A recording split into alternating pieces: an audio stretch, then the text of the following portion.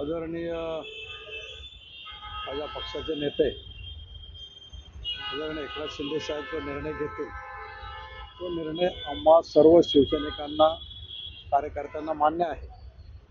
आणि साहेब ते महाराष्ट्राच्या हिताचं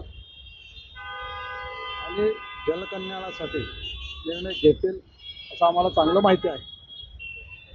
एकनाथ शिंदे 2.5 वर्ष मुख्य व्हावं असं नेत्यांची सुद्धा भावना आहे। मात्र जर भाजपचा मुख्यमंत्री झाला तर एकनाथ शिंदे उपमुख्यमंत्री म्हणून त्यांनी जबाबदारी स्वीकारावी किंवा केंद्रातलं एखादं मोठं मंत्रिपद त्यांना मिळेल। आपल्याला सांगितलं की 2.5 वर्षामध्ये महाराष्ट्रातील कानेकोपऱ्यामध्ये खेडेगावातील प्रत्येक घराच्या दरवाजापर्यंत त्यांनी कामाच्या माध्यमातून लोकांना सन्मान देण्याच्या माध्यमातून आणि प्रत्येक कार्यकर्त्याला भेटण्याच्या माध्यमातून ते प्रत्येकाच्या दिलामध्ये अंतरात्म्यामध्ये हृदयामध्ये गेलेले आहे।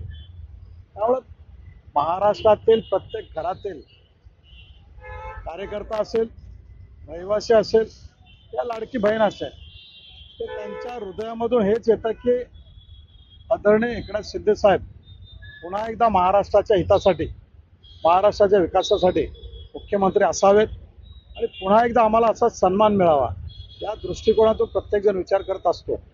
परंतु महाराष्ट्राच्या हिताचं आणि युती टिकण्यासाठी जे निर्णय आदरणीय एकनाथ शिंदे साहेब घेतील तो निर्णय आम्हा सर्वांना बंधनकारक आहे।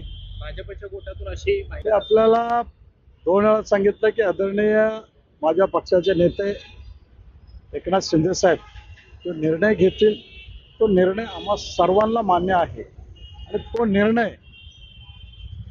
महाराष्ट्राच्या हिताचा असेल गोरगरिबांच्या हिताचा असेल जनसामान्याच्या हिताचा असेल आणि पक्षाच्या दृष्टिकोनातून तो निर्णय योग्य असेल।